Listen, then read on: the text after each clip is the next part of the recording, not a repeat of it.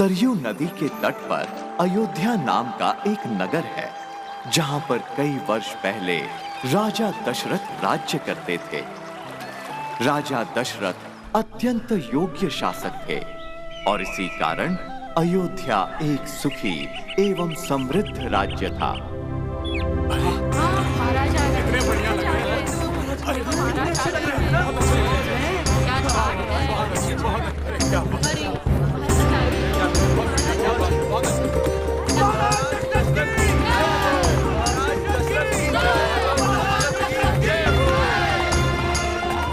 बेटा, ये हमारे देश के राजा हैं और ये इनकी 3 रानियां, रानी कौशल्या, रानी कैकेयी और रानी सुमित्रा। पिताश्री, ये कहाँ वास करते हैं? राजा और उनकी 3 रानियां उस विशाल राजभवन में वास करते हैं। इस राजभवन में क्या कोई राजकुमार भी रहते हैं? नहीं पुत्र, राजा और रानी की कोई संतान नहीं है और इसी कारण ये इतने दुखी रहते हैं।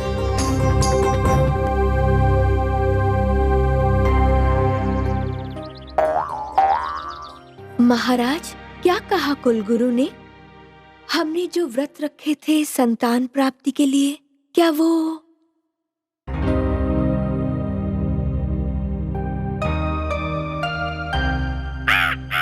अगर राजा रानी की संतान नहीं हुई तो उनके बाद इस देश का उत्तरदायित्व कौन संभालेगा? और आजकल हर जगह राक्षसों का कितना आतंक छाया हुआ है।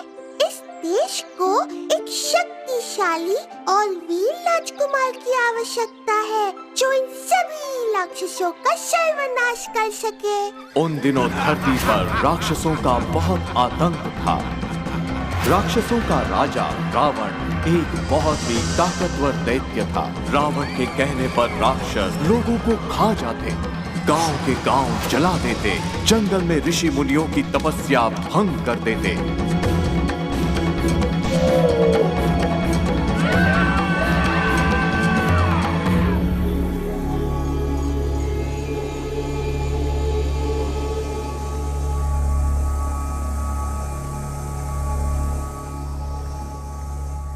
प्रणाम गुरुदेव। हे सच्चिदानंद, हे सृष्टि पालक, पापी रावण के अत्याचारों से पीड़ित होकर हम आपकी शरण में आए हैं। हमारी रक्षा कीजिए भगवान। पृथ्वी पर पाप की शक्तियां बढ़ रही हैं। राक्षसों का राजा रावण अपने अहंकार के मद में चूर चूर होकर तीनों लोग अपने पैरों तले रौंदने को तैयार हैं। देव, दानव, मनुष्य, किसी में इतना साहस नहीं कि उसका सामना करें। जब ऐसी विपदा आए तो धरती पर किसी अवतार का जन्म लेना आवश्यक हो जाता है। रावण ने जब शिव जी से वरदान मांगा था तो उसने मनुष्य एवं वानरों के हाथों न मारे जाने का वरदान नहीं मांगा। मैं मानव रूप में जन्म लेकर रावण का अहंकार भंग करूंगा। मैं अयोध्या नरेश दशरथ के घर जन्म लूंगा और धरती को असुरों के आतंक से मुक्ति दिलाऊंगा। नारद मुनि, आप धरती पर जाकर राजा दशरथ से कहिए कि अगर वो पुत्र कामेष्ठी यज्ञ करें तो उन्हें पुत्र प्राप्ति होगी। जैसा आप कहें भगवान। नारायण नारायण। राजा दशरथ को 4 पुत्र प्राप्त हुए। रानी कौशल्या ने राम को जन्म दिया, रानी कैकेयी ने भरत को एवं रानी सुमित्रा ने लक्ष्मण और शत्रुघ्न को।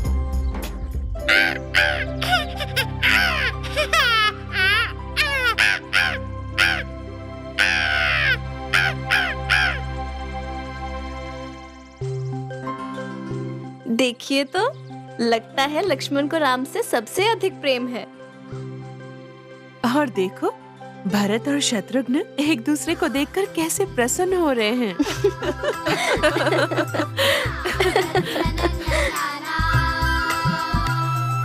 आज खुशी का अवसर आया है रघुवंश के द्वार जी। 3 बंधु के साथ राम जी दशरथ द्वार पधारे जी। दौड़े भागे बालक राम और खिलौने खेले हैं। कौशल्या माता के दिल में लगे खुशी के मेले हैं। बालक राम बड़े हठीले, ऐसा हट कर डाला जी। दूर चमकता चांद चाहिए, पिता से कह डाला जी। जल भर के थाली में पिता ने चांद को पास बुलाया है। पाके राम चांद खुश हुए, चांद भी मुस्कुराया है।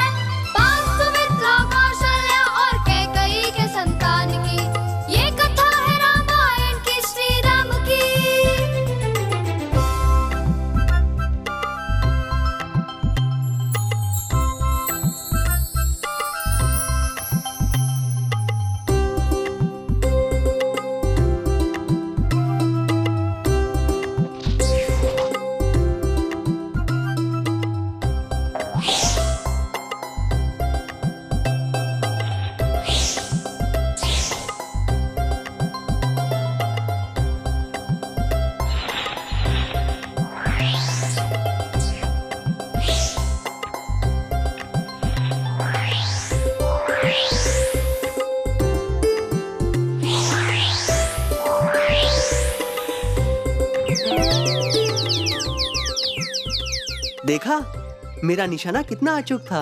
और मेरा भी। आहा, हमने 7 फल तोड़े, लेकिन लक्ष्मण तुम तो एक भी फल नहीं तोड़ पाए। तुम्हारा निशाना तो हर बार चूक जाता है।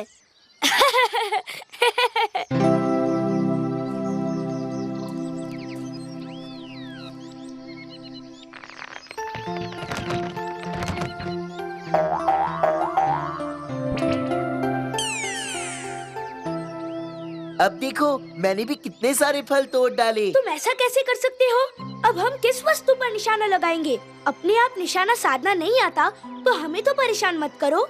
हमें अभी लक्ष्मण भैया की शिकायत पिताश्री से करनी चाहिए। कोई बात नहीं शत्रुघ्न, हम लोग कल से आम के बगीचे में निशानेबाजी करेंगे। वैसे भी गर्मियों का मौसम है और मैंने महल के सेवक को कहते हुए सुना है कि वहाँ बहुत सारे मीठे मीठे रसीले आम लगे हैं। क्या? बहुत मजा आएगा। चलो चलो घर चलते हैं।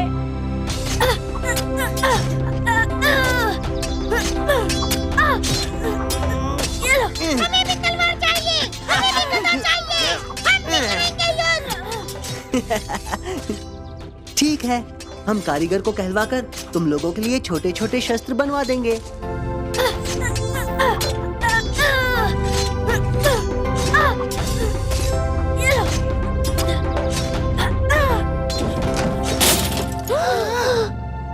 अब क्या होगा? रानी माँ ने कहा था कि खेलना हो तो बाहर जाके खेलो। हाँ, ये तो पिताश्री की प्रिय मूर्ति है। देखो, हम में से कोई नहीं बताएगा कि मूर्ति किसने तोड़ी है। हम सब लोग चुप रहेंगे और राम को भी सजा नहीं मिलेगी, समझे? ये मूर्ति किसने तोड़ी? हम जानते हैं ये कार्य तुम में से ही किसी ने किया है। तुम सब लोग अगर दोषी का नाम नहीं बताओगे तो दंड भी तुम सबको मिलेगा। तुम लोगों को पूरे 1 दिन भोजन नहीं मिलेगा। पूरे 1 दिन भोजन नहीं मिलेगा? पिताश्री, गलती मेरी है। वो मूर्ति मैंने तोड़ी है। नहीं पिताश्री, भूल हमारी है। लक्ष्मण भैया को दंड मत दीजिए। पिताश्री, ये मूर्ति मैंने तोड़ी है, इसलिए दंड भी मुझे ही मिलना चाहिए। ये सब लोग मुझे बचाने का प्रयत्न कर रहे हैं। नहीं, ये मूर्ति तो हमने तोड़ी। हाँ, हमने तोड़ी। अच्छा, तो इतनी बड़ी मूर्ति आप लोगों ने तोड़ी? हम दोनों मूर्ति के ऊपर बैठे हुए थे और कितना प्यार है इन सब में। राम, लक्ष्मण, भरत, शत्रुघ्न। अगर तुम चारों हमेशा ऐसे एकजुट होकर रहोगे तो तुम्हें कभी कोई हानि नहीं पहुंचा सकता। मूर्ति तो अवश्य राम ने ही तोड़ी होगी, लेकिन देखो सारे भाई कैसे उसके लिए असत्य बोल रहे हैं। ना जाने राम ने इन पर कौन सा जादू कर रखा है। भगवान, आपने राम के रूप में जन्म तो ले लिया, किंतु क्या राम में आप जैसे गुण भी हैं? हे देवी, आपने सही कहा। आखिर हमें भी तो आभास हो कि इस बालक में भगवान विष्णु जैसे गुण हैं कि नहीं। भगवान, अगर आप कहें तो मैं राम की एक छोटी सी परीक्षा ले सकता हूँ। अवश्य।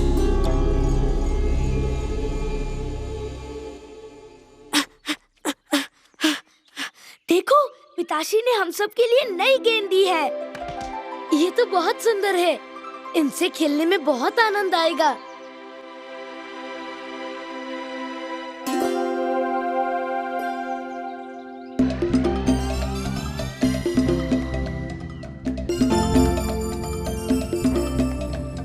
पकड़ो से।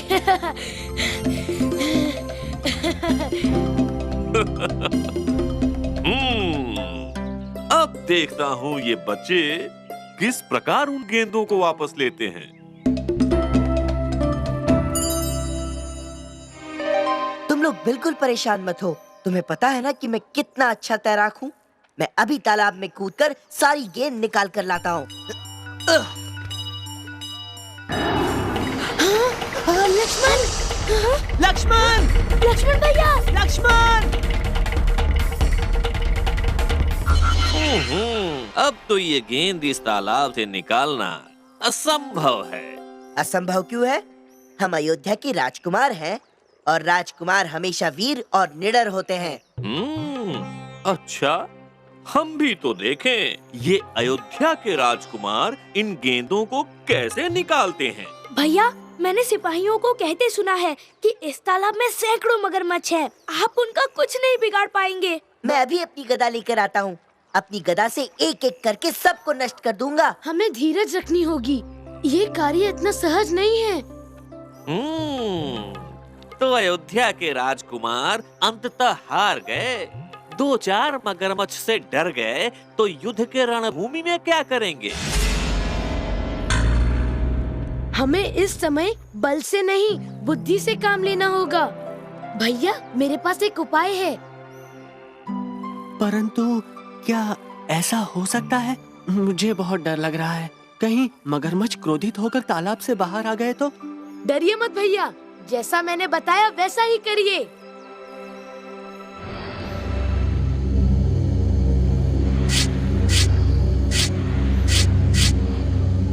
बहुत अच्छे, बढ़िया है, प्रभु की लीला भी अपरंपार। इतनी छोटी सी आयु में भी राम कितने असाधारण बालक हैं। राम ने ये सिद्ध कर दिया कि वो भगवान विष्णु के ही रूप। नारायण नारायण। भरत बेटा, देखो देखो, ये सब मिठाइयाँ तुम्हारे लिए तुम्हारे मामा के घर से आई हैं। ये सब मिठाइयाँ तुम्हारे लिए ही तो है। फटाफट खा लो, नहीं तो तुम्हारे भाई भी तुमसे मांगेंगे ये। हाँ, इतनी सारी मिठाई मैं एक साथ कैसे खाऊंगा? मुझे ये थाली दे दीजिए। इन मिठाइयों को मैं कहीं छुपा देता हूँ, जब भूख लगेगी तो खा लूंगा। इतनी सारी है। हाँ।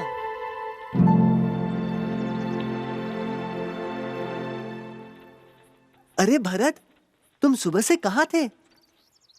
देखो, हम बागीचे से कितने सारे आम तोड़ कर लाए हैं। सोचा सब एक साथ मिलकर खाएंगे। भैया, मैं कितना बुरा हूँ। आप लोग मेरे लिए इतना सोचते हैं और मैं आपसे अपनी मिठाई छुपा रहा था। ये मिठाइयाँ मेरे मामा के घर से आई हैं। इन्हें हम सब मिल बांट कर खाएंगे। सत्यानाश! ये सब राम के कारण हुआ है। राम के कारण। राम इतना चालाक है कि उसने सारे भाइयों को अपने बस में किया हुआ है।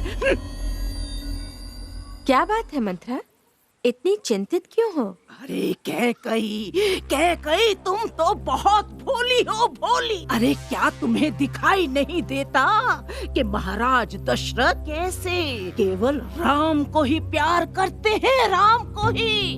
कैसे लक्ष्मण, भरत और शत्रुघ्न को राम ने अपने वश में किया हुआ है। वश में। देखना कैकई, देखना, महाराज दशरथ एक दिन राज गद्दी भी राम को ही सौंपेंगे। राम को। हाँ। तुम्हें ऐसा क्यों लगता है?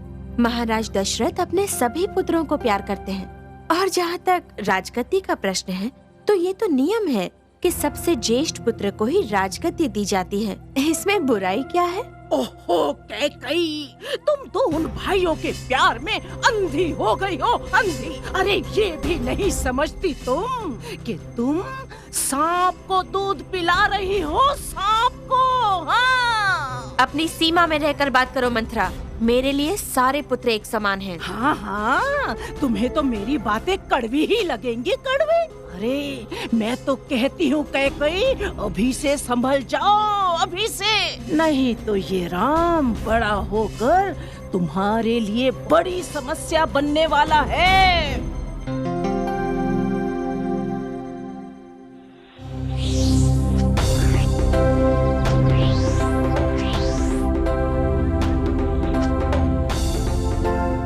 वाह भैया, आपने तो चमत्कार कर दिया। पहले तो कभी आपका तीर निशाने पर नहीं लगता था। ये सब मेरे अभ्यास का परिणाम है।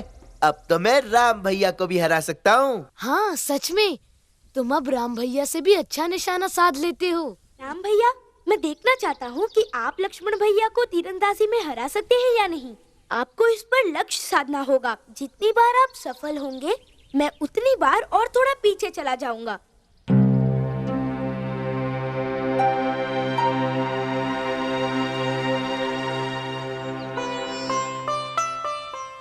प्रणाम मुनिवर। प्रणाम राजा दशरथ। कहिए, मैं आपकी क्या सेवा कर सकता हूँ?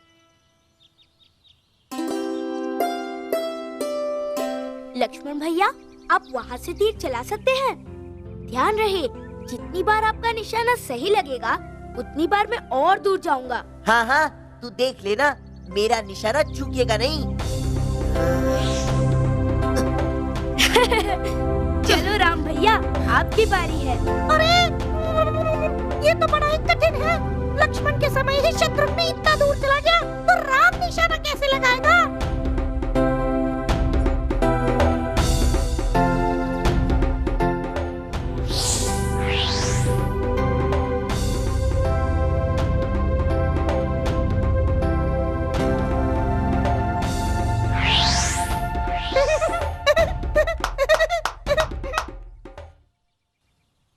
महाराज, सारे राजकुमार बहुत ही योग्य और वीर बालक हैं, परंतु उनकी शिक्षा अभी तक सही रीति से आरंभ नहीं हुई है। हम चाहते हैं कि इन बालकों को हम ही शिक्षा प्रदान करें। ऋषिवर, इससे अच्छी बात क्या हो सकती है कि मेरे पुत्र आप जैसे महान ऋषि से अपनी शिक्षा प्राप्त करें। किंतु महाराज, आप तो जानते ही हैं कि राजकुमारों को इस महल में नहीं बल्कि वन में, हमारे गुरुकुल में रहकर शिक्षा ग्रहण करनी होगी। जैसा आप कहें मुनिवर। तो फिर शीघ्र ही उनके प्रस्थान की तैयारियां करें। क्या राजकुमार पढ़ने के लिए गुरुकुल जाएंगे? शिक्षा प्राप्त करने के लिए गुरुकुल जाएंगे? वो लोग तो अभी बहुत छोटे हैं। वो आज तक हमसे एक पल भी अलग नहीं रहे हैं। दीदी ठीक कह रही हैं। हम लोगों ने उनको फूलों की तरह पाला है, ऐसे कैसे उनको गुरुकुल भेज दे? ऋषि वशिष्ठ का कहना है कि साम्राज्य को विधि और समझदारी से चलाने और अपनी प्रजा के दुखों को समझने के लिए राजकुमारों के लिए ये जरूरी है, और हमारा भी यही मानना है। बस अब आप लोग उनके जाने की तैयारियां करें।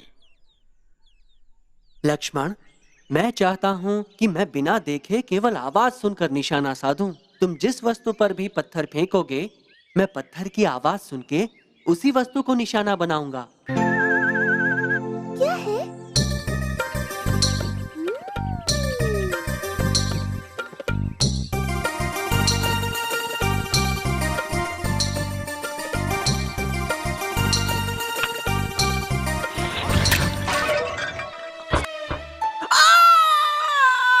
अरे मर गई।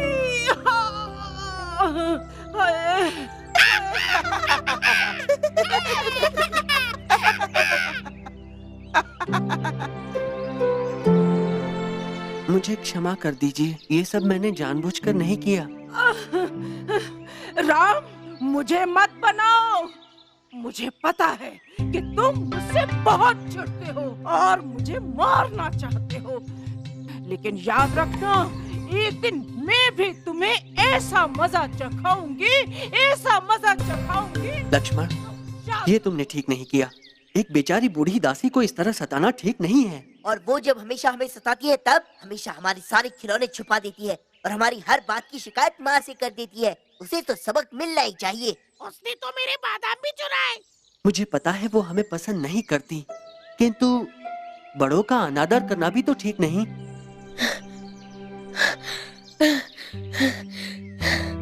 पिताश्री ने हम सबको अपने कक्ष में बुलाया है। पुत्रों, कल से तुम्हारी शिक्षा शुरू होने जा रही है। अभी तक तुमने केवल महल की चार दीवारों के भीतर का जीवन देखा है, लेकिन कल से तुम बाहर की दुनिया देखोगे। गुरुकुल का जीवन कठिनाइयों से भरा होता है, लेकिन हमें पता है महलों में आराम का जीवन व्यतीत करने के पश्चात भी हमारे पुत्र वीर और बलवान हैं। खूब मन लगाकर पढ़ना और गुरु वशिष्ठ की खूब सेवा करना, जिससे हमें और इस पूरे देश को तुम पर गर्व हो सके। लेकिन पिताश्री, हम लोग हरिया, मीठू, चीनी और शीरा के बिना वहाँ कैसे रहेंगे? क्या हम उन्हें अपने साथ ले जा सकते हैं? पर ये लोग आश्रम में जाकर क्या करेंगे? महाराज, अगर राजकुमारों को आश्रम से कोई संदेश या चिट्ठी भिजवानी हो तो वो हम लेकर आएंगे और आपकी चिट्ठी भी हम लोग लेकर जाएंगे। जल्दी से कुछ बोलना ताकि हम भी आश्रम जा पाए। हाँ, इससे बड़ा कारण तो हो ही नहीं सकता। हमारे राजकुमारों की सुरक्षा तो आपसे बेहतर कोई कर ही नहीं पाएगा। ठीक है, हमने निश्चय कर लिया है। आप सब लोग एक साथ गुरुकुल जाएंगे। सब लोग जाएंगे, मजा आएगा। अगले दिन प्रातःकाल चारों राजकुमारों ने राजा एवं रानियों से विदा ली। यहाँ से इन बालकों के जीवन की एक नई शुरुआत हुई। चारों राजकुमार ऋषि वशिष्ठ के साथ पैदल गुरुकुल की ओर निकल पड़े। राजमहल में विलासमय जीवन बिताने वाले राजकुमारों के लिए ये एक नया अनुभव था। मुझे नहीं पता था कि हमारा नगर इतना विशाल है। चलते चलते सूरज ढलने को आया, किंतु अभी तक हमने नगर की सीमा नहीं पार की। हाँ भैया, ये दुनिया का सबसे बड़ा नगर होगा।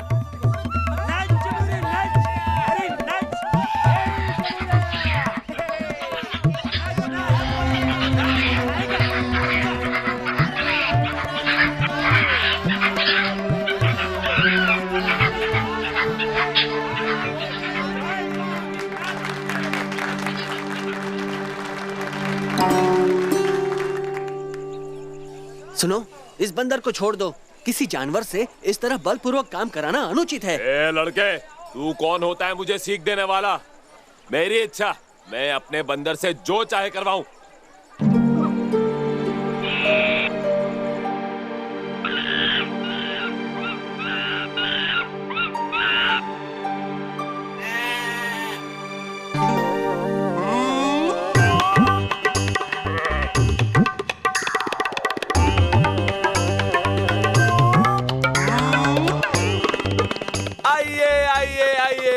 बच्चे, बूढ़े, जवान, सभी जन आइए और बंदर के नाच का आनंद लीजिए। लेकिन ये तो बकरी है। तुम पागल तो नहीं हो गए हो जो बंदर को बकरी बोल रहे हो? चलो भागो यहाँ से। मेरा बंदर। राम कहाँ है? ये राम भैया कहाँ चले गए? मुझे बहुत डर लग रहा है। मुनि वशिष्ठ अवश्य उन्हें कोई कठोर दंड देंगे। गुरुजी, आप लोग यहीं रुकिए, मैं राम भैया को ढूंढ कर लाता हूँ। राम, हमें तुमसे ये आशा नहीं थी। हमें लगा कि तुम एक आज्ञाकारी बालक हो। हम तुम्हें कठोर दंड देंगे। आज पूरा दिन तुम किसी से बात भी नहीं कर सकते। तुम्हें इस बंदर को यहीं छोड़कर जाना होगा। ध्यान रहे, आगे से हर बालक अनुशासन का पालन करे। भैया, आप चिंता मत कीजिए। माँ ने ये भोजन का झोला दिया है। इसमें हम इस बंदर को छुपाकर गुरुकुल ले जा सकते हैं। 2 दिन घने जंगलों से पैदल चलने के बाद वे लोग गुरुकुल पहुंचे।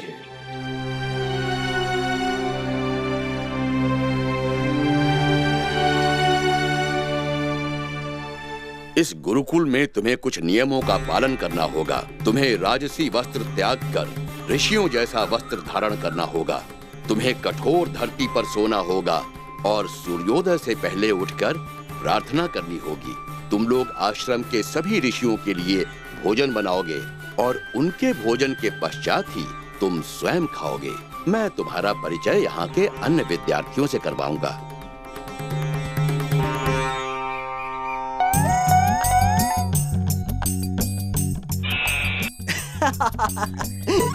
तुमने अपने लिए सही जगह चुनी। मैं तो चिंतित हो रहा था कि तुम्हें कहाँ छुपाऊंगा। नहीं, हम लोग यहाँ नहीं रह सकते, बिल्कुल भी नहीं। ऐसे कक्ष में तो हमारे दास भी नहीं रहते, तो फिर हम भला कैसे रहेंगे? हाँ भैया, हम बिना किसी को बताए चुपचाप राजमहल भाग जाते हैं। अगर हमने ऐसा कुछ किया तो पिताश्री अत्यंत क्रोधित होंगे। वो हमें दंड देकर वापस गुरुकुल भेज देंगे। हमें यहीं रहना होगा। अब हमें शीघ्र तैयार होकर बाहर जाना चाहिए, नहीं तो गुरुजी हमें दोबारा दंडित करेंगे। गुरुजी हर बात पे दंड क्यों देते हैं? खेल कूद का समय है बीता, शिक्षा का अब समय है आया। मुनि वशिष्ठ को सौंपे पुत्र, उन्हें मिली है गुरु की छाया। धर्म कर्म और शास्त्रों का भी गुरु ने पूरा ज्ञान दिया। विद्या प्राप्त करते करते चारों ने गुरु को मान दिया। ये बात नहीं सिर्फ रामायण की, ये तो जग कल्याण की। ये कथा है रामायण की, श्री राम की।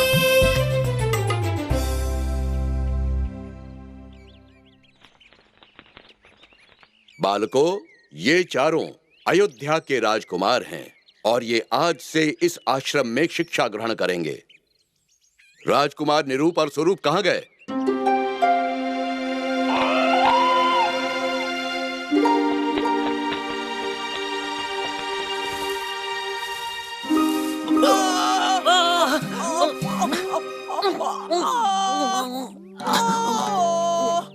गुरुजी, वो रहे राजकुमार निरूप और स्वरूप। उन दोनों को यहाँ लाओ।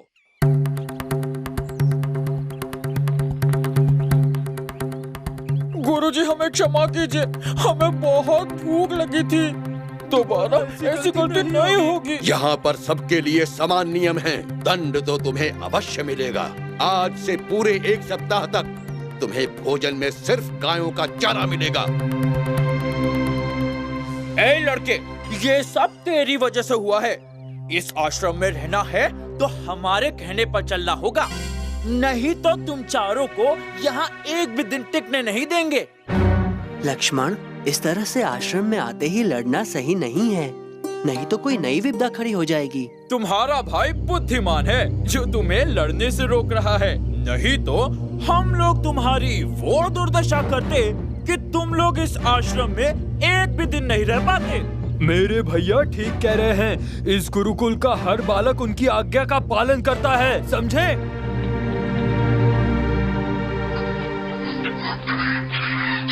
नहीं मित्र, अभी मन नहीं है। भैया, आज अगर आपने रोका ना होता तो। मुझे पता है तुम लोगों को यहाँ कितना बुरा लग रहा होगा, लेकिन ये बात कोई गुरुजी से क्यों नहीं कहता? क्योंकि यहाँ के सारे विद्यार्थी उनका साथ देते हैं और जो कोई उनके प्रति असंतोष प्रकट करेगा उसका इस आश्रम में रहना असंभव हो जाएगा। किंतु तुम लोग चिंता मत करो, हम सब मिलकर एक दिन उन्हें उचित पाठ पढ़ाएंगे। चारों राजकुमारों ने गुरुकुल में शिक्षा आरंभ की। सभी राजकुमार किसी न किसी कार्य में निपुण थे। राम तलवारबाजी में, भरत पढ़ाई में, लक्ष्मण निशाना लगाने में और शत्रुघ्न घुड़सवारी में।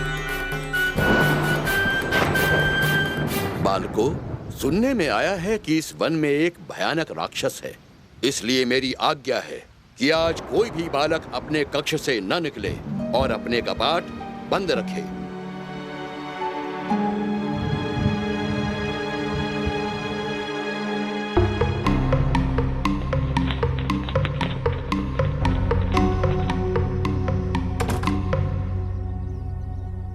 राम, गुरुजी ने मुझे तुम्हें ये कहने के लिए कहा है कि बाहर मौसम बहुत खराब है और उनकी गैया नदी किनारे घास चरने गई हैं। तुम्हें जाकर उन गैयों को लेकर आना होगा।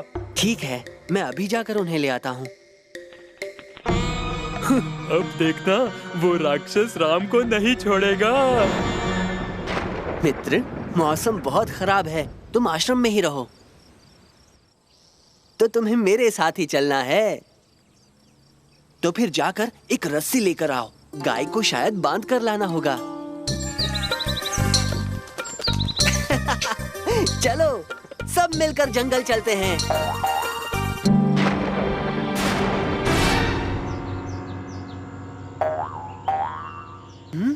यहाँ तो एक भी गाय नहीं है। मित्र, तुम आश्रम जाकर मेरे भाइयों को बुला लाओ। हम सब मिलकर एक साथ गायों को ढूंढेंगे, तब शायद मिल जाएं।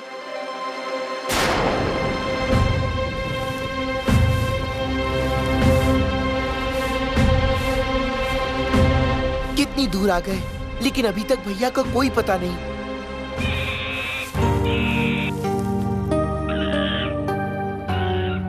भैया, आप यहाँ?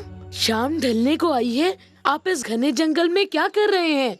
मुझे निरूप एवं स्वरूप ने बताया कि गुरुजी की आज्ञा है कि मैं जंगल से उनकी गायों को ढूंढ कर लाऊं, किंतु सभी जगह ढूंढा, कहीं भी नहीं है। किंतु गुरुजी की सारी गायें तो आश्रम में ही है। लगता है उन लोगों ने आपसे झूठ बोला। चलिए अभी आश्रम चलकर गुरुजी को बताते हैं।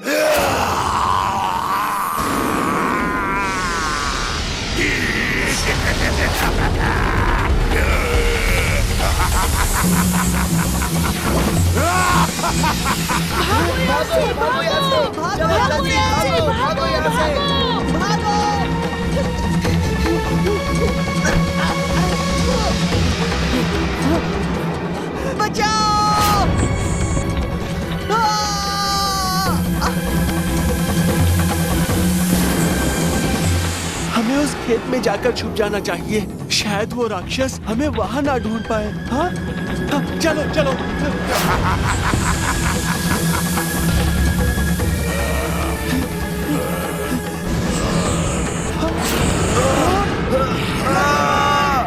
मुझे बचाओ, लक्ष्मण बचाओ। हरिया, उस राक्षस की आंखों पर वार करो, तभी वो लक्ष्मण को छोड़ेगा।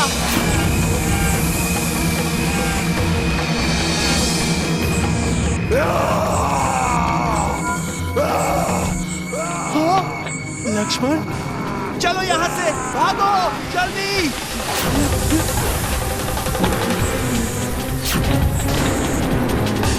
भागो यहाँ से।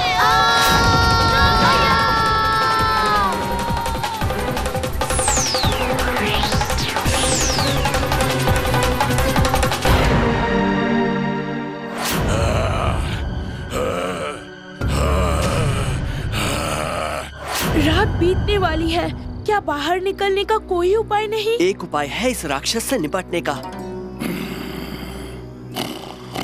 अब वो राक्षस गहरी नींद में सो रहा है।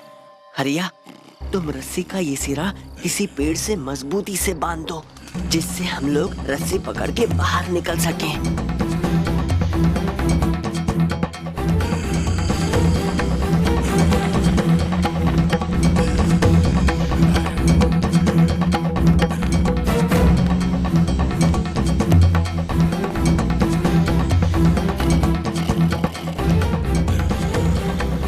हमें उस पेड़ पर जाल बनाना चाहिए।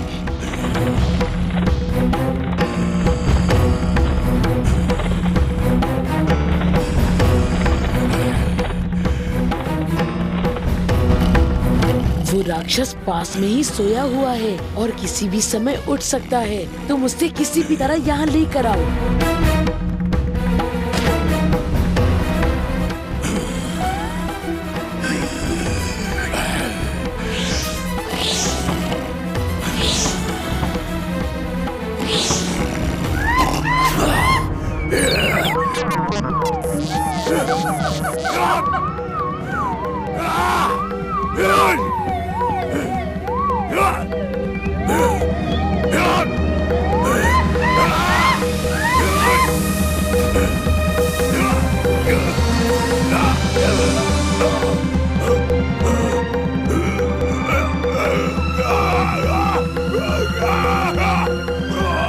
हम अपने कार्य में सफल हुए। गुरु वशिष्ठ हमारे इस कार्य से कितने प्रसन्न होंगे। गुरुजी, राम, लक्ष्मण, भरत और शत्रुघ्न चारों ही अपने कक्ष में नहीं हैं और हमने उन्हें पूरे आश्रम में ढूंढ लिया है, परंतु उनका कोई पता नहीं है। यदि आप आज्ञा दें तो हम सब उन्हें ढूंढने जाएं। अब तक तो राम को वो राक्षस पूरी तरह चबा गया होगा।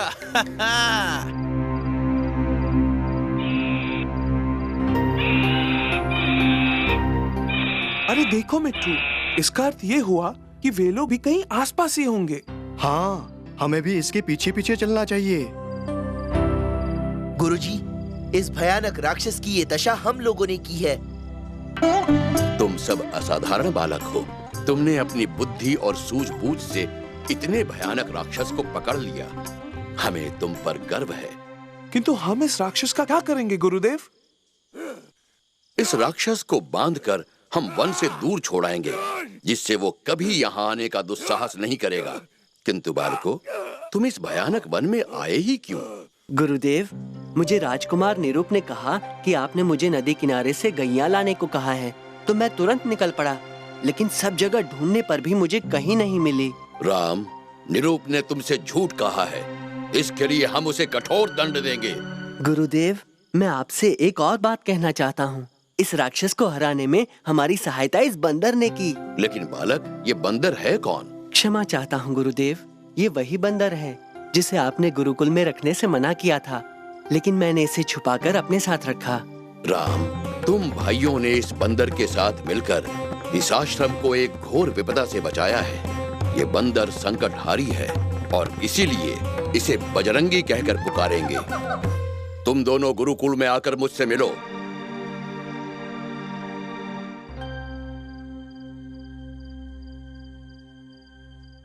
हमें लगता है कि तुम दोनों इस आश्रम में रहने योग्य नहीं हो।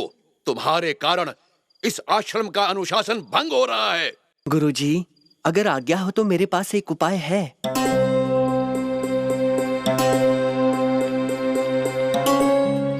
यदि तुम्हें लगता है कि इससे निरूप और स्वरूप का भला होगा, तो तुम्हें इस कार्य को करने की पूर्ण अनुमति है। इस गुरुकुल के सभी विद्यार्थियों के लिए एक आवश्यक घोषणा है। कल प्रातःकाल हम सब आश्रम के विद्यार्थी एक असली युद्ध लड़ेंगे। असली युद्ध? हाँ, हम लोग आपस में 2 सेना तैयार करेंगे। हम सबके पास हथियार भी होंगे। उसके पश्चात कल प्रातः हम लोग युद्ध के लिए मैदान में एकत्रित होंगे और सूर्योदय से युद्ध शुरू होगा, ठीक उसी प्रकार जैसे असली युद्ध लड़ा जाता है। मतलब जैसे कि हम लोग बड़े होकर स्वयं अपने राज्यों के लिए लड़ने वाले हैं। तुम सही कह रहे हो निरूप, ये तुम लोगों की परीक्षा होगी, एक भविष्य के राजा की। इस युद्ध के द्वारा तुम लोग अनुशासन सीखोगे।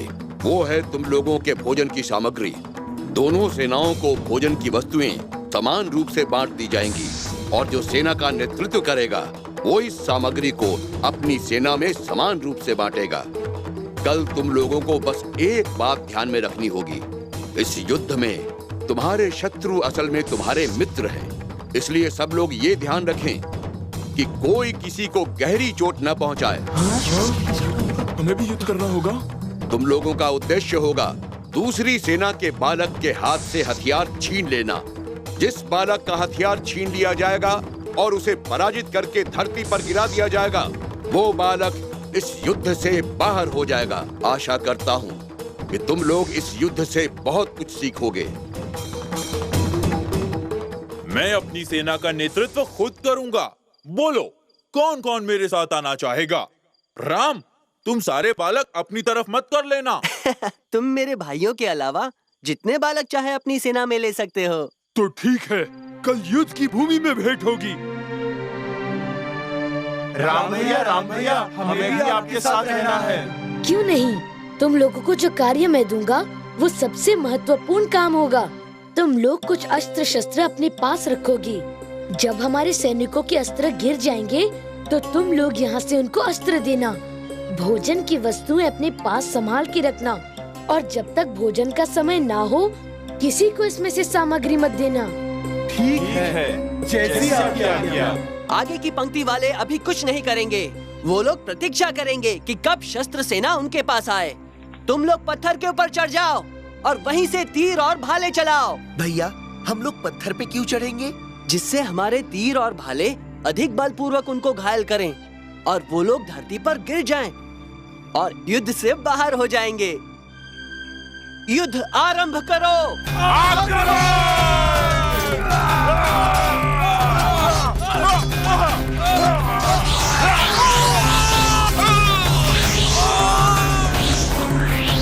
तुम लोग क्या कर रहे हो? हमारे साथी गिर रहे हैं। तुम तो अभी उनमें से एक को भी नहीं गिरा पाए। स्वरूप, हमारे पास तो तलवार और गदा है। इतने दूर से कैसे युद्ध करें? अब तो केवल तीर, धनुष और भाले के साथ ही युद्ध किया जा सकता है। हाँ?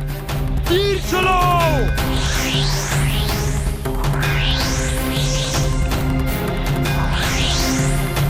ये देख के तो लग रहा है जैसे असली युद्ध हो रहा है। अब हमें भोजन के लिए युद्ध को रोकना होगा। सब लोग थक गए होंगे। हमारे जो साथी युद्ध कर रहे थे उन्हें भोजन पहले मिले और कोई भी भोजन अपने आप नहीं लेगा। सबको बराबर परोसा जाएगा। जी भैया,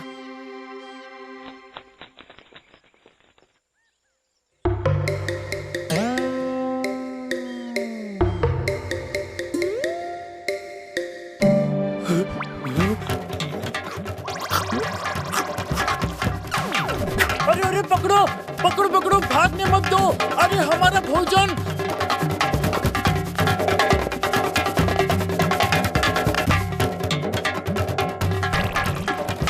चिंता की कोई बात नहीं है, हमारे पास बहुत सारे लड्डू और भोजन की सामग्री है। जी भर के खाओ। हमें भोजन चाहिए, हमें भूख लगी है। हमें कब से भूख लगी है, कब से युद्ध कर रहे हैं। हमें भोजन चाहिए, भोजन चाहिए, भोजन चाहिए। पहले क्यों नहीं आए? अब तो सब खत्म हो गया। वो तो इसलिए क्योंकि सब भोजन आपस में छीन झपट कर खा रहे थे। वहाँ देखो, राम अपने सभी साथियों को भोजन खिलाने के पश्चात ही स्वयं खा रहे हैं। वहाँ सभी को एक समान भोजन मिला है। तू यहाँ शत्रु की प्रशंसा कर रहा है? भूल हो गई, जो कल तुम्हारे साथ युद्ध करने चले आए, सुबह से भूखे पेट युद्ध कर रहे हैं। ठीक है, जिसको हमारे साथ नहीं लड़ना वो हमें छोड़ सकते हैं।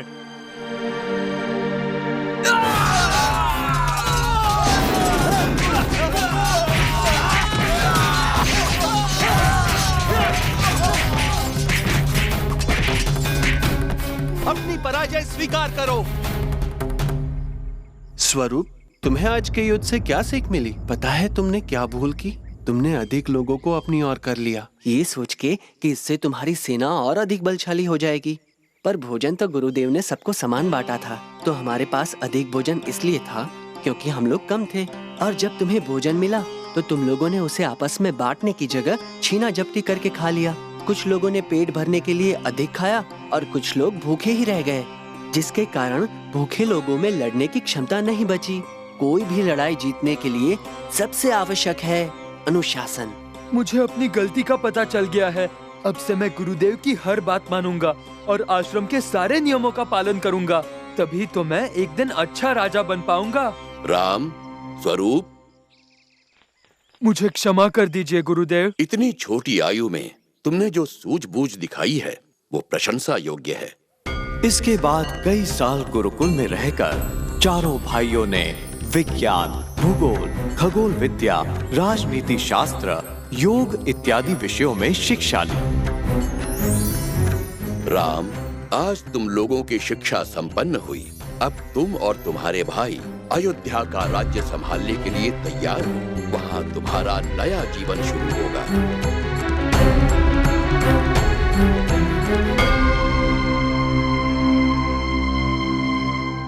एक दिन राजा दशरथ के दरबार में विख्यात ऋषि विश्वामित्र आए।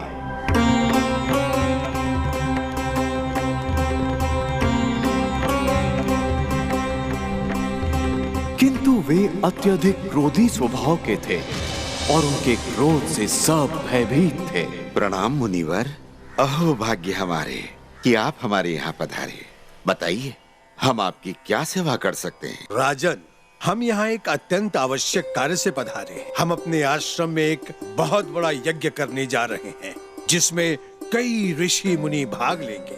लेकिन एक बहुत बड़ी समस्या है। ताड़का नाम की एक राक्षसी और उसके बेटे मारीच और सुबाहु अत्यंत दुष्ट एवं शक्तिशाली दैत्य हैं। वे अपनी राक्षसों की टोली के साथ हमारे हवन को भंग कर देते हैं। हवन की अग्नि में हड्डियां, मांस और रक्त गिराकर हवन को अपवित्र कर देते हैं। बड़े बड़े वीर और ताकतवर लोग उनसे कांपते हैं। इसलिए हम चाहते हैं कि इन राक्षसों का आतंक मिटाने के लिए आप अपने पुत्र राम को हमारे साथ वन में भेजिए। ये कार्य तो राम जैसा योग्य बालक ही कर सकता है। गुरुदेव, ये आपने हमें किस दुविधा में डाल दिया? अपने आंखों के तारे राम को इस प्रकार कैसे भेज सकते हैं? हम स्वयं आपके साथ अपनी पूरी सेना के साथ चलने को तैयार हैं। नहीं राजन, हमें कुछ नहीं सुनना। अपनी प्रजा की रक्षा करना एक राजा का कर्तव्य होता है और आप अपने कर्तव्य से पीछे हट रहे हैं। क्षमा करें पिताश्री, परंतु गुरु विश्वामित्र ठीक कह रहे हैं। अपनी प्रजा की रक्षा करना एक राजा का कर्तव्य होता है और मैं अपना कर्तव्य निभाने को तैयार हूँ। आप मेरी बिल्कुल चिंता ना करें। जैसा तुम कहो राम। पिताश्री, बचपन से आज तक मैं एक दिन भी भैया के बिना नहीं रहा हूँ। अगर आप आज्ञा दे तो मैं भी भैया के साथ जाना चाहता हूँ। पिताश्री, तब तो हम भी साथ जाएंगे। बालकों, अगर मैं अपने चारों पुत्रों को वन में भेज दूंगा तो यहाँ राज्य का भार कौन संभालेगा? राम और लक्ष्मण का जाना ही ठीक रहेगा। बालकों, जाने की तैयारी करो।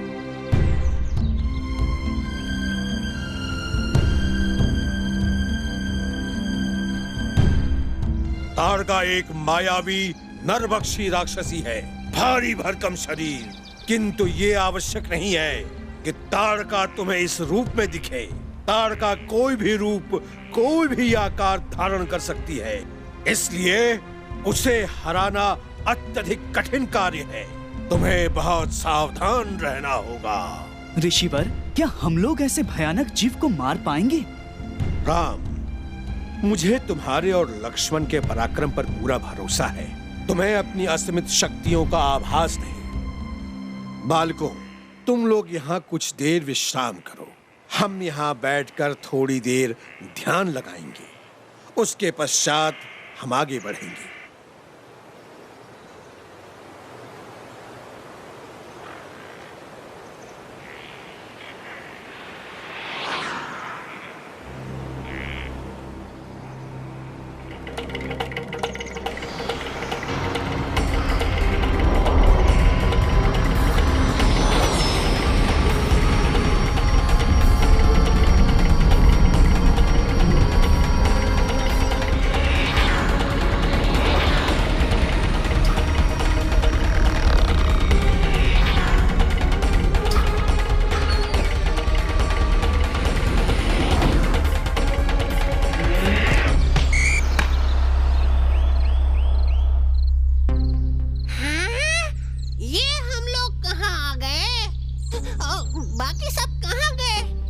मुझे तो बहुत डर लग रहा है।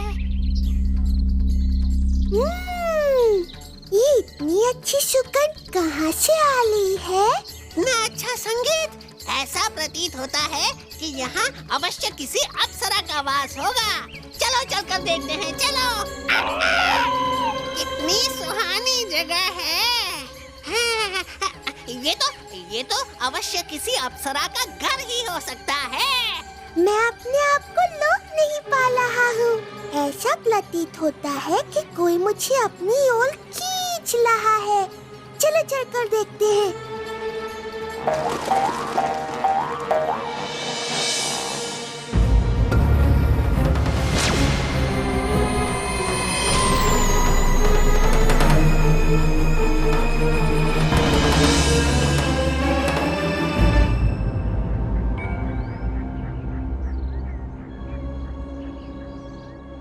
इस घने जंगल में बाकी लोगों को ढूंढना तो लगभग असंभव है। इतने घने जंगल में एक स्त्री, क्या पता ये कुछ सहायता करे। सुनिए जी, सुनिए सुनिए, क्या आपने यहाँ किसी ऋषि मुनि एवं किसी लड़के को देखा? मेरे साथ चलिए, मैं आपको आपके भाई के पास लेकर चलती हूँ। गुरुजी क्षमा करें, किंतु मुझे लगता है कि हमें औरों को ढूंढने जाना चाहिए।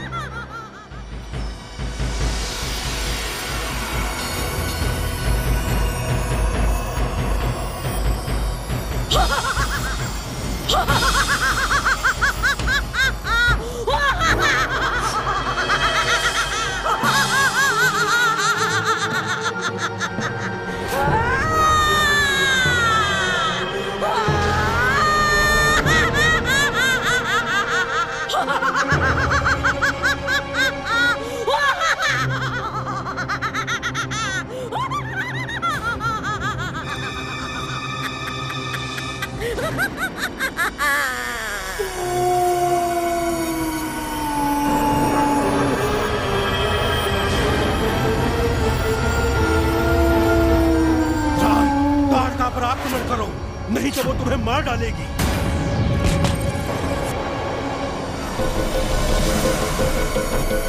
ताड़का पर आक्रमण करो, नहीं तो वो तुम्हें मार डालेगी। तुम मेरे दिए मंत्रों का जाप करो, ताड़का पर आक्रमण करो। राम, डरो मत राम, मेरे मंत्रों में इतनी शक्ति है कि ताड़का तुम्हारा कुछ नहीं बिगाड़ सकती है।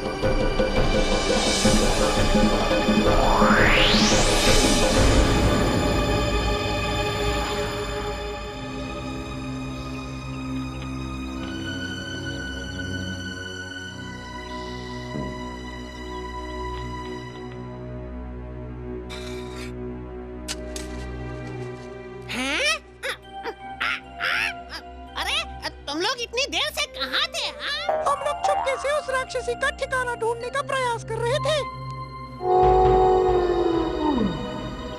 उन्हें मत मारो। ताड़का के बिना उनमें कोई शक्ति नहीं। ये तो अत्यंत सरल कार्य था। हाँ भैया।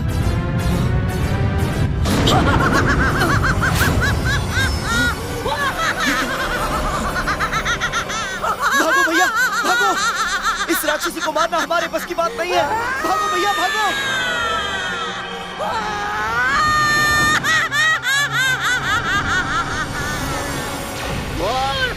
ये भी नहीं जानता तो कि इस जंगल से कोई भाग कर नहीं जा सकता।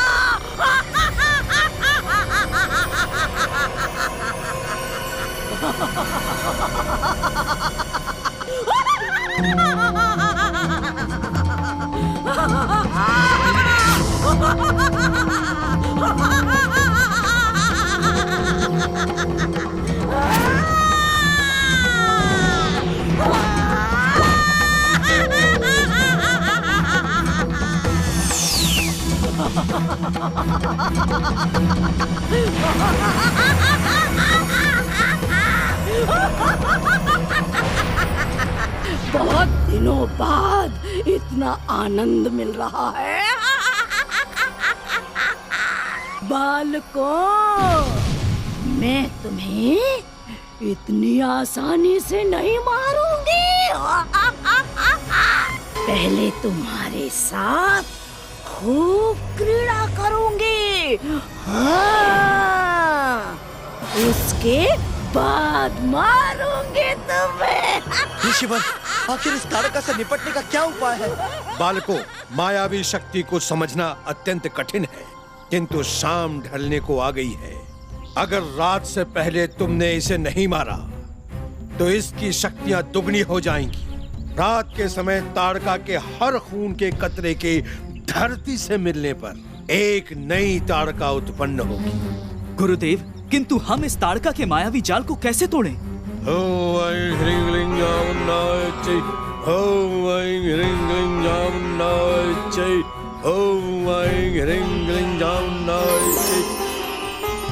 ये लो पुत्र, ये अत्यधिक शक्तिशाली शस्त्र है। हे उत्तांत बुड्ढे, तेरा ये साहस कि तू मुझे मारने का षड्यंत्र करे? अभी मजा चखाती हूँ तुझे, अभी।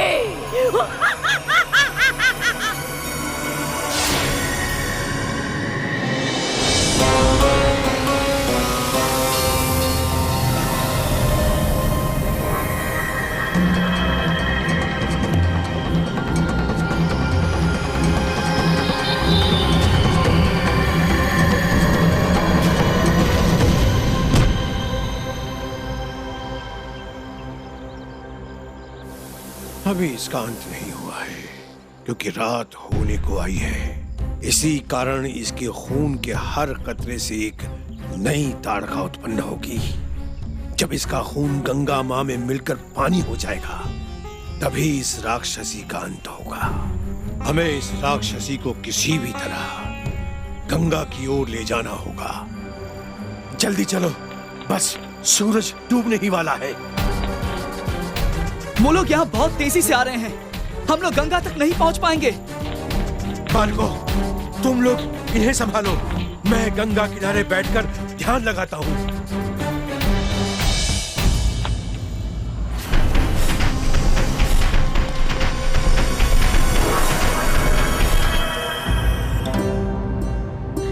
भगवान, कुछ कीजिए।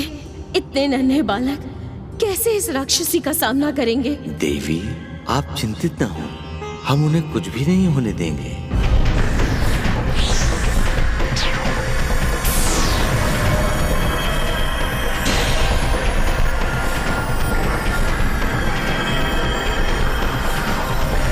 नहीं भैया, नहीं भैया, ये क्या कर रहे हैं आप? अगर ताड़का इस स्थान पे गिरी तो यहाँ पे और ताड़काएं उत्पन्न हो जाएंगी। हमारे पास और कोई उपाय नहीं है।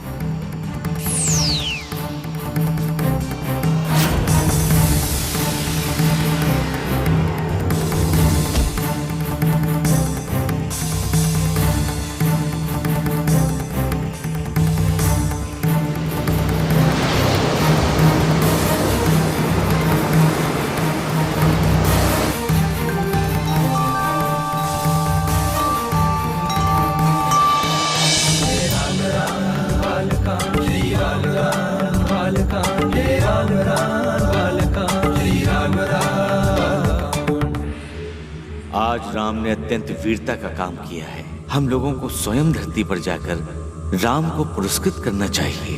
आपका कहना उचित है भगवान। हमें राम को दर्शन देने चाहिए।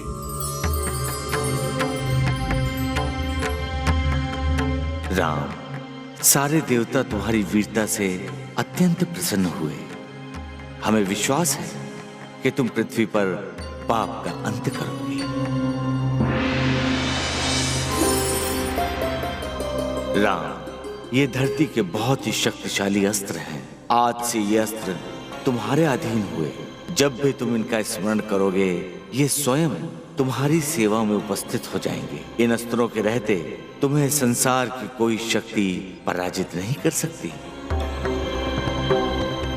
धन्यवाद भगवान। मैं आपको ये आश्वासन देता हूँ कि इन अस्त्रों का प्रयोग मैं मानवता की रक्षा और दुष्टों के नाश के लिए ही करूंगा।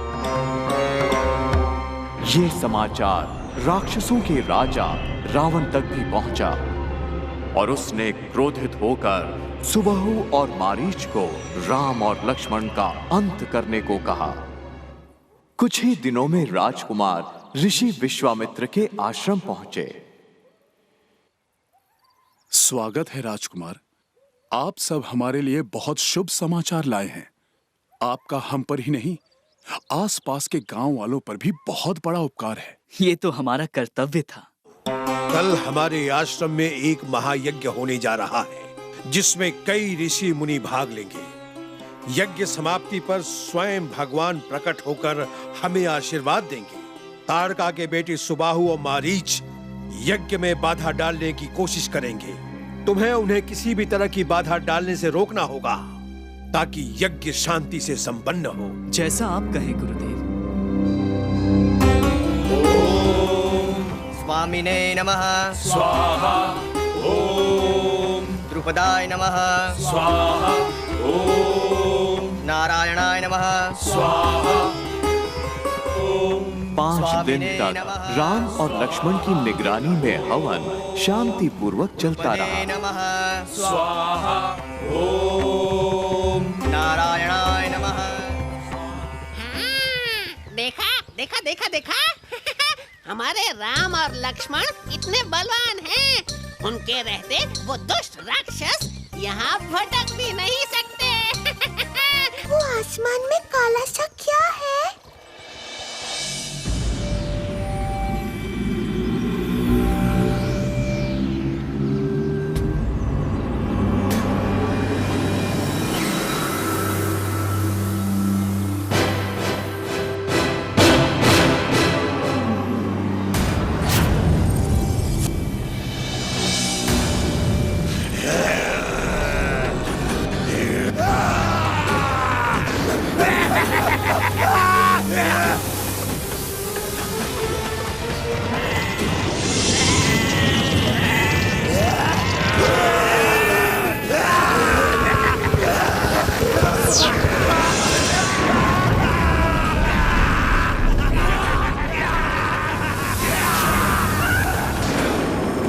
राम ने अपना शक्तिशाली मानव अस्त्र निकाला और मारीच पे निशाना साधा।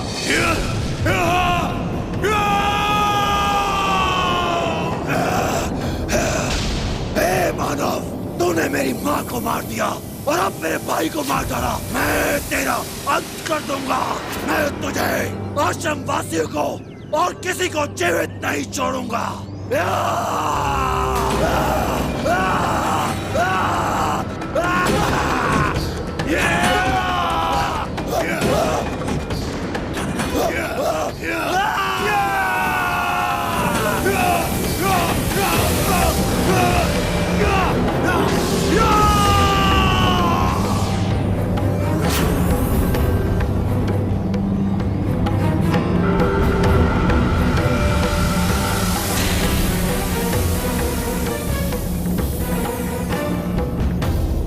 अगले दिन ऋषि विश्वामित्र ने उनको अपने पास बुलाया और कहा, राम, यहाँ पर तुम्हारा कार्य संपन्न हुआ, किंतु अयोध्या जाने से पहले मैं चाहता हूँ कि तुम एक और कार्य करो। यहाँ से थोड़ी दूर पे मिथिला नाम का एक नगर है। वहाँ के राजा के महल में भगवान शिव का धनुष है। उस धनुष को आज तक कोई नहीं उठा पाया है। अगर तुम वो धनुष उठा पाए तो तुम दुनिया के सबसे बलवान योद्धा के नाम से जाने जाओगे। जैसा आप कहें गुरुदेव। अगले दिन दोनों राजकुमारों ने मिथिला की ओर प्रस्थान किया।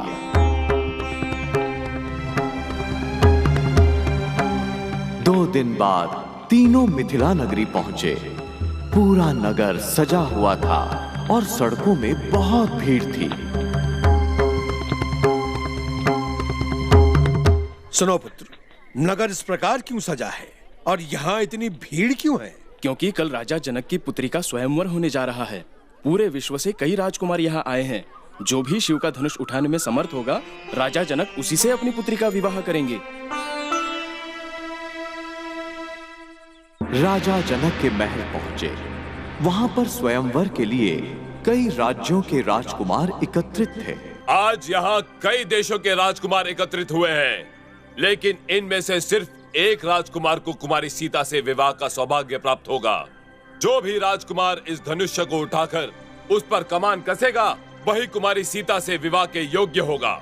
सबसे पहले उज्जैन के राजकुमार कुमार हर्ष यहाँ पधारेंगे।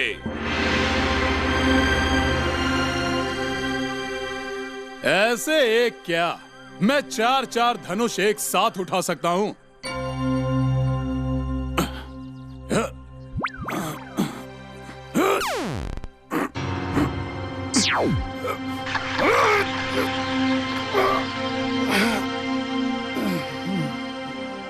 अब बारी है लंकापति रावण की। वे इस धरती के सबसे शक्तिशाली राजाओं में से हैं।